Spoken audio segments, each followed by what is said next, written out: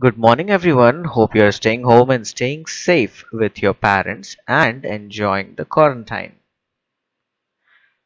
So, last week we had a look at how the early calculating devices were developed and then how they progressed into the electrical automatic devices that were the stepping stone to the computer we use today.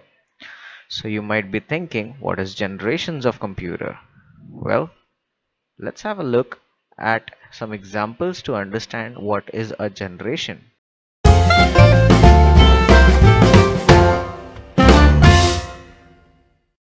So man invented the wheel, then he used it for making vehicles like the cycle, the bike, the motor car, and so on.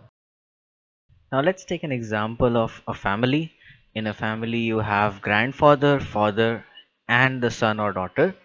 Just like that, the computer also has different generations, and by generations we can see that you have computers from different generations coming into existence after a long journey of inventions and discoveries. Now you can see in the picture the first one was UNIVAC. We have seen it last time, and then the UNIVAC was progressed into the personal computer, the desktop computer, the all-in-one computer, then the notebook and handheld devices, and then the smartphone that we're using today.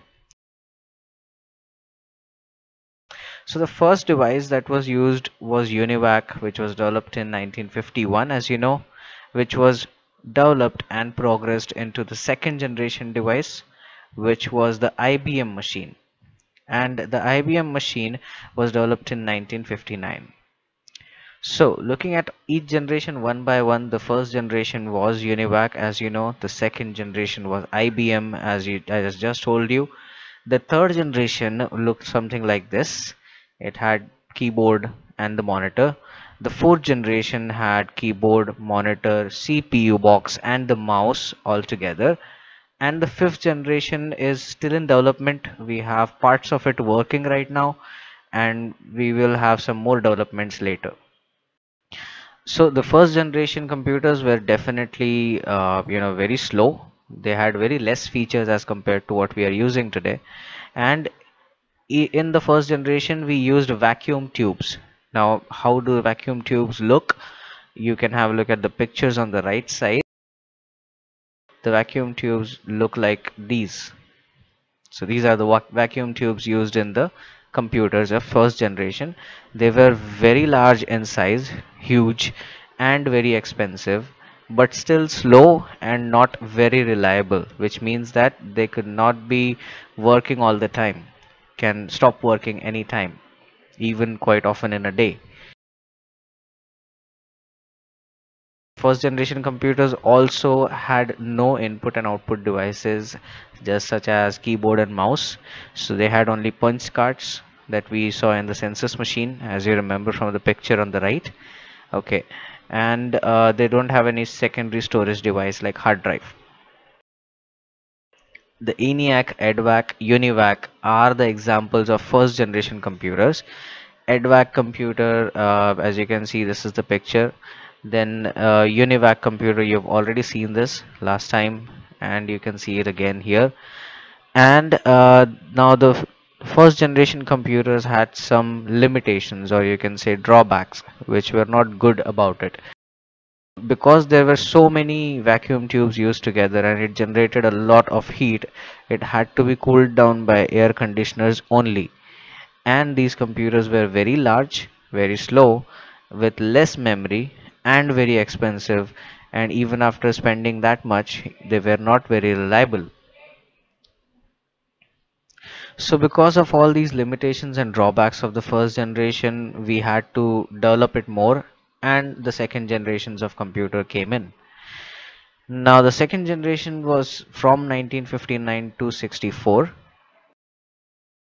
We had second generations devices developed with the help of transistor. Transistor was used instead of vacuum tube, which made the computers more fast and reliable. And it was during this period the magnetic cores, which means the rods with magnet around it, had storage in it.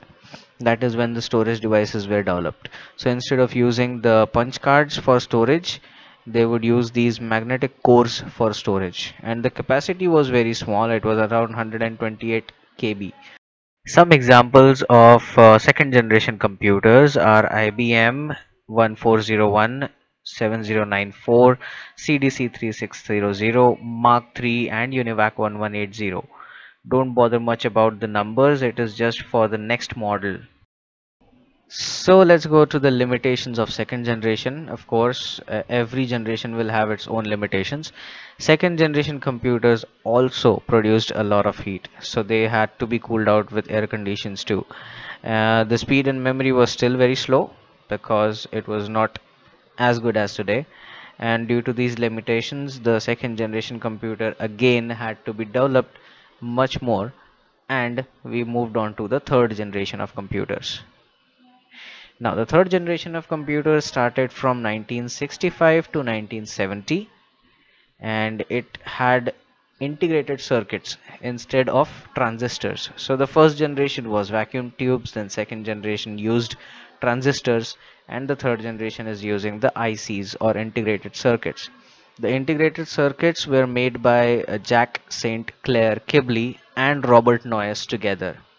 Okay, so these two people made the first integrated circuit together. Now, the third generation computers were much more reliable, less expensive, and faster as compared to the second generation computers. During this generation of computers, the mainframe computers were developed. The computers like IBM 360 and ICL 1900, which connect many computers to one computer in a single network. So again, don't pay attention to the model numbers, they are just progressing as the generations progress. Now in third generations, as we see, the IC was used, so the capacity of memory was increased from 128 kilobyte to 1 megabyte. That's still very small as compared to what we had today.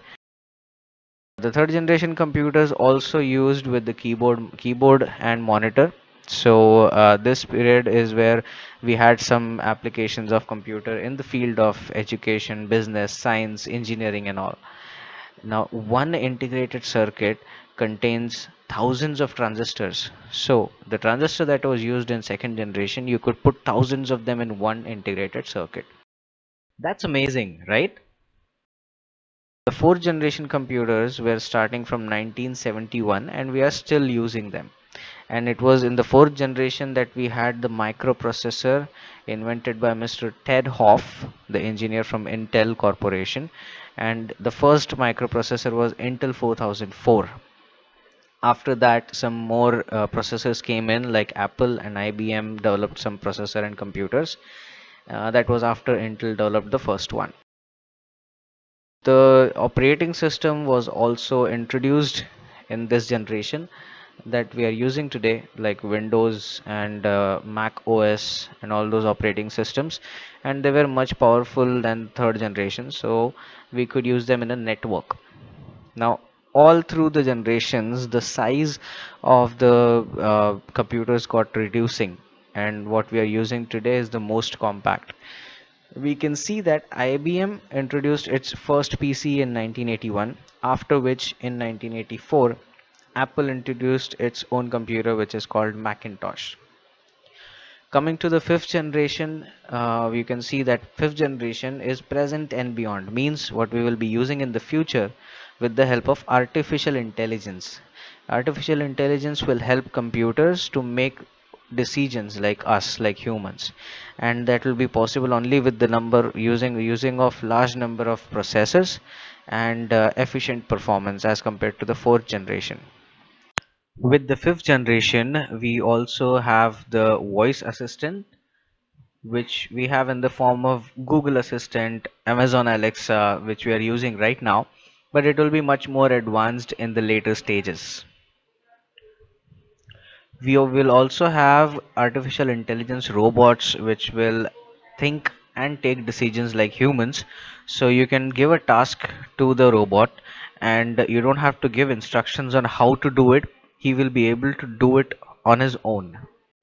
That was all about generations of computer. I believe it is clear what are generations of computer, how they progressed and developed. If you have any questions, do ask them without any hesitation. For now, bye bye. Stay home, stay safe. See you next week.